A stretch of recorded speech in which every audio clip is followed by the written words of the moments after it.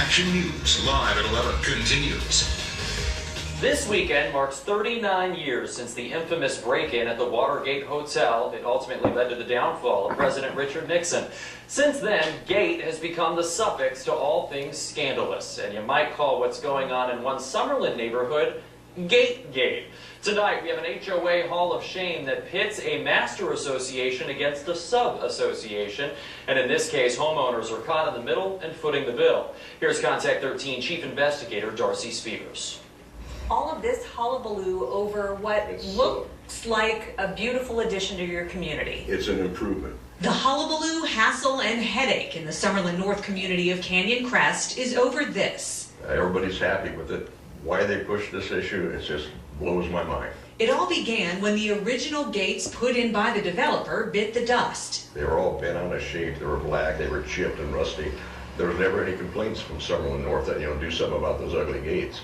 Well, they finally closed on a car and trapped somebody in there. Canyon Crest President Jim Reeve found the gates would cost less to replace than repair, so his board approved a new gate design and submitted it to Master Association Summerlin North. I contacted the Summerlin North. I says, the situation we have, these are our front gates, not somebody putting a plant in their front yard that you have to approve. I said, we have to move on it. But he says the master didn't move fast enough, and since they couldn't imagine there'd be any problem with the design, they went ahead and installed them.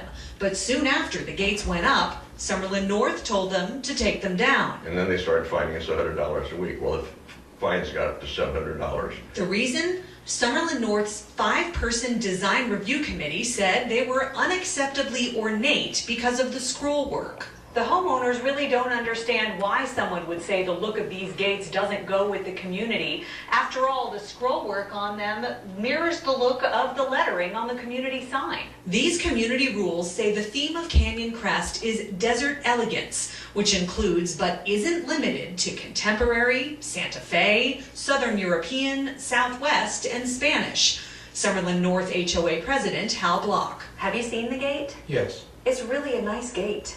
No one has ever said that the gate wasn't a nice gate. So why fight over it? Block explains that another Summerlin community put in a gate that wasn't approved and had to replace it. So that means the same goes for Canyon Crest. We like to feel that we administer the rules with as little homeowner disruption as possible. But this was one case where we felt we really, in the interest of even-handedness, had to do what we're doing. But that begs the question of these other gates in the same Summerlin village. This one across the street and this one around the corner, which is all scrolls. So how is this inconsistent with that, and why are those okay and this isn't?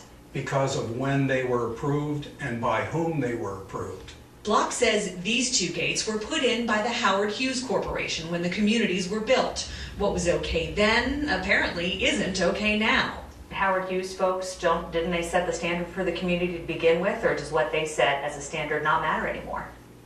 It does matter. Not enough to keep the case out of arbitration, where Reeve says it languished for 5 months while the arbitrator and attorneys racked up big bills. Arbitrator Alvin Affelberg ruled in favor of Summerlin North, saying they, not Canyon Crest, have the discretion and authority to determine the appearance, harmony, beauty, and attractiveness of entry gates. As a result, Canyon Crest has to pay Summerlin North more than $25,000. By the time we pay the legal fees and to change these gates, it'll be around $40,000 or $50,000. And that equates to what for the people who live here? Yeah, about $500 per home. They're going to be mad as hell. Canyon Crest's attorney wrote this letter to the Nevada Real Estate Division saying he was appalled at arbitrator Affelberg's atrocious billing practices and the unreasonable amount of time he took to decide the case. Affelberg refused our requests for comment. What are they doing for us? They're hurting the homeowners they're supposed to be representing over a stupid issue. It just... Belongs in the Hall of Shame? Yeah, absolutely. So at the end of the day, where do common sense and compassion come into play? Can't you look at the gate and say, you know what, really, it's fine. We don't need to force this issue. It's fine. You agreed it's nice. I agreed it's nice.